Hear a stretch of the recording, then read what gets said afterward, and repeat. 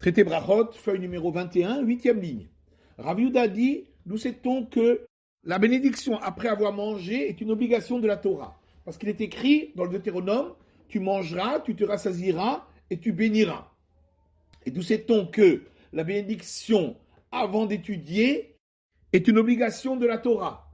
Car il est écrit, avant que Moïse ne proclame le chant de Haazinu, il a dit, lorsque je prononcerai le nom de l'Éternel, donc en faisant la bénédiction, vous glorifierez notre Dieu Tout-Puissant, en répondant donc Amen. Là-dessus, Rabbi Yochanan dit, par un argument a fortiori, on peut déduire qu'on fait une bénédiction après avoir étudié la Torah à partir de la bénédiction après avoir mangé. Et on peut déduire qu'on doit faire d'après la Torah une bénédiction avant de manger à partir de la bénédiction qu'on fait avant d'étudier.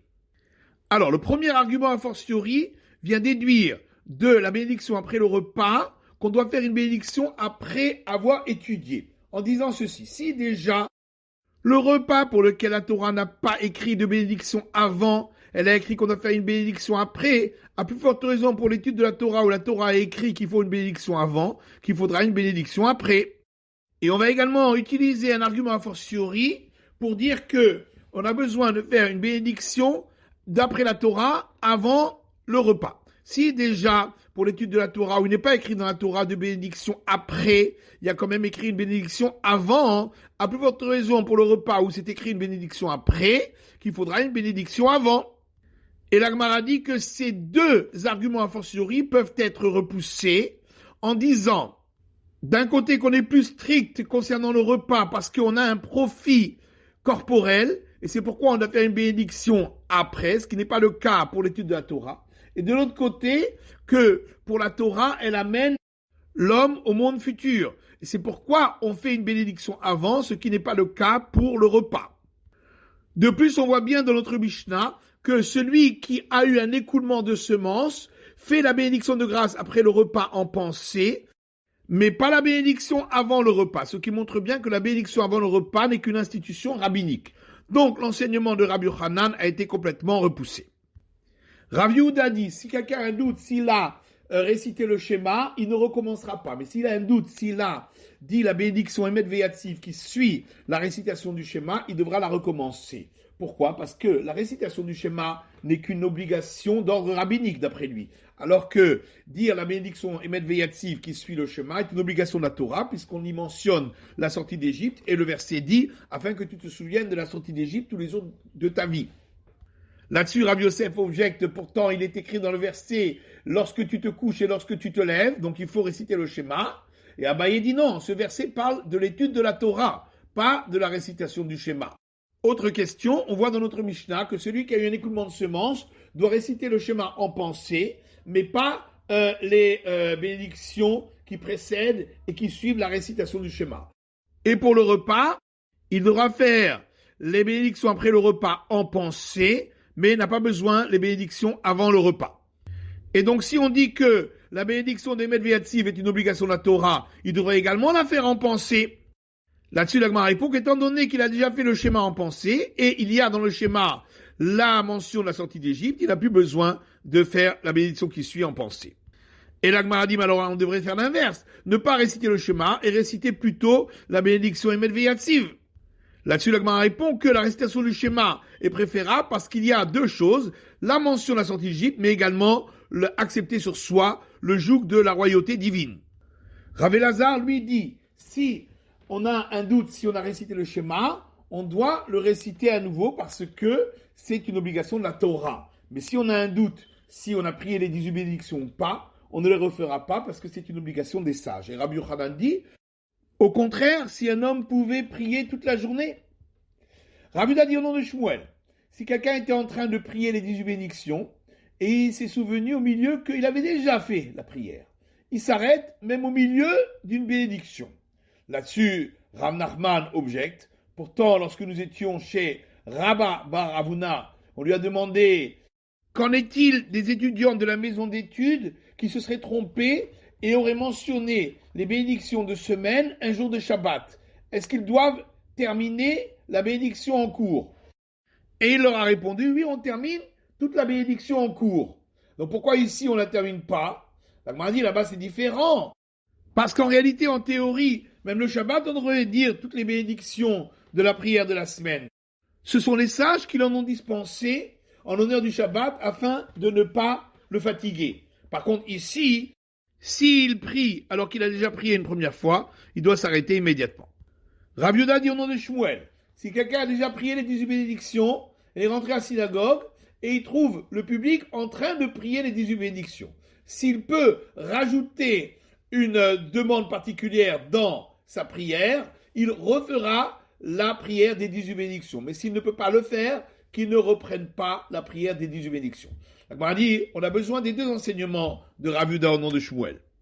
Car si on avait mentionné que le premier enseignement qui disait que celui qui a déjà prié une première fois, lorsqu'il prie une deuxième fois, il doit s'arrêter immédiatement, on aurait dit, ça c'est seulement dans le cas où la première fois il était seul, et la seconde fois, il est aussi seul. On tourne la page, ou bien si la première fois, il était avec le public, et la deuxième fois, également avec le public. Mais dans le cas où la première fois, il était seul, et la deuxième fois, il est avec le public, on aurait pu croire que ça s'appelle comme s'il n'avait pas fait la prière du tout par rapport à la prière publique. Et donc, il devrait refaire la prière, même s'il ne rajoute pas une demande particulière. C'est pourquoi Rav Yehuda dit au nom de Shmuel, non, il ne peut le faire que s'il rajoute une demande particulière.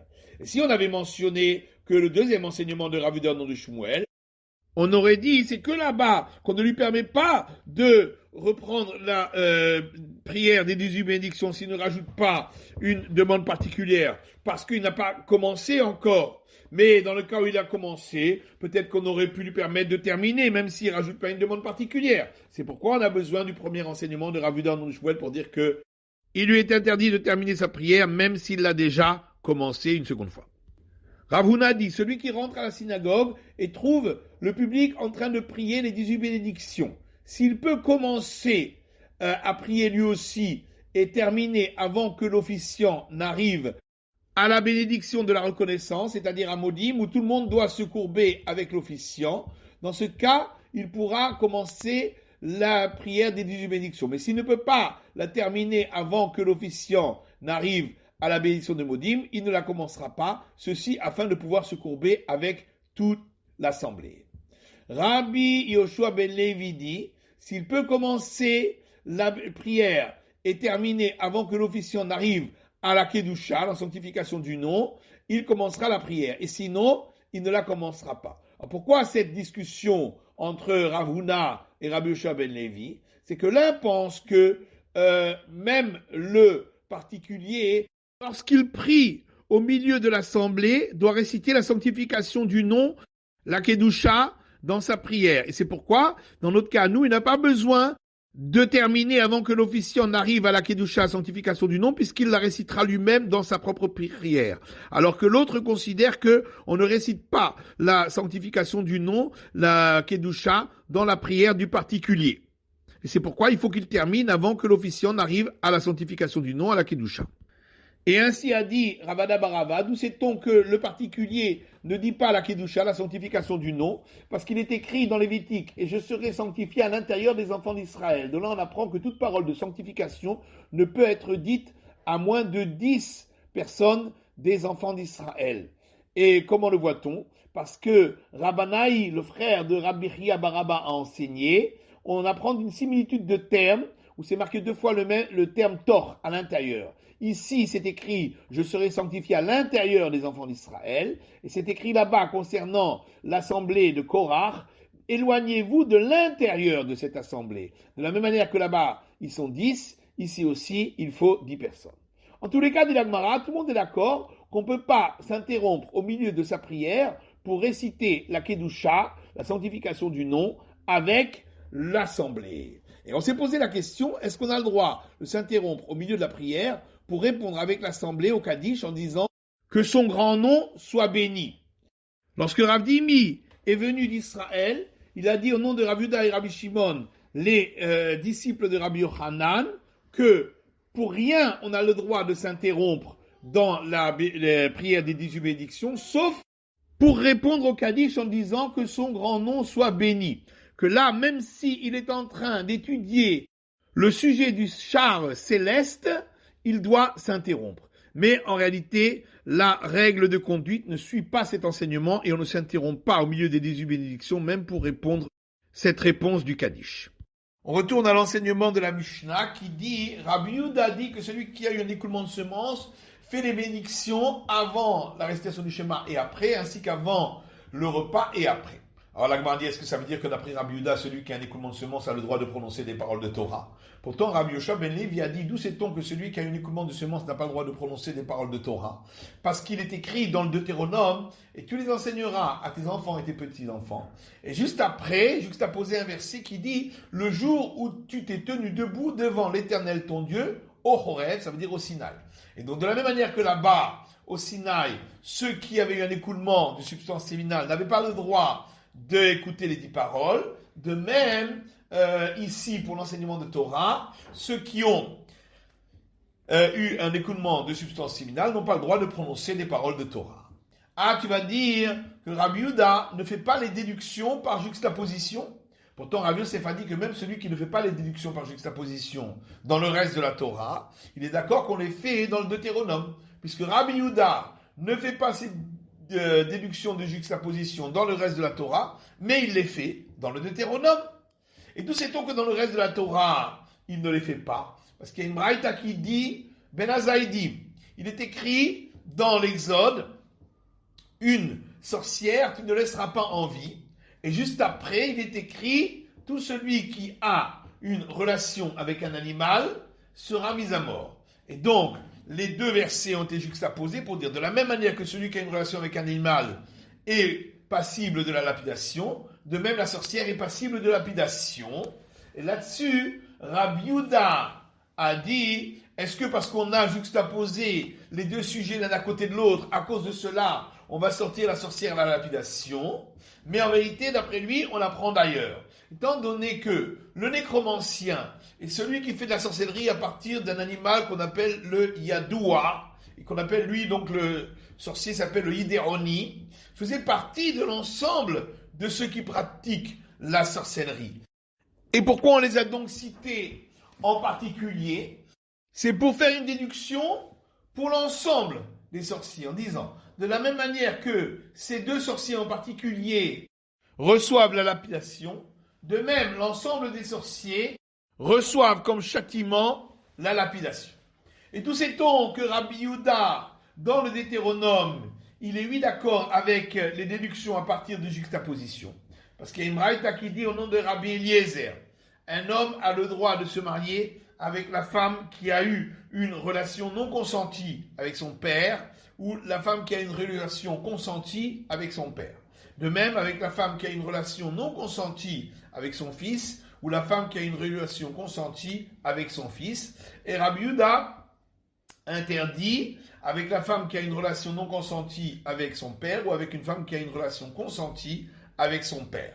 Et Rabbi Yehuda dit au nom de Rav, quelle est la raison de cet avis de Rabbi Yehuda? Parce qu'il est écrit dans le Deutéronome, un homme ne prendra pas la femme de son père et il ne dévoilera pas le vêtement de son père. Qu'est-ce que ça veut dire? Le vêtement que le père a vu, il n'aura pas le droit de le dévoiler. D'où sait-on qu'on parle de la femme qui a une relation non consentie avec son père?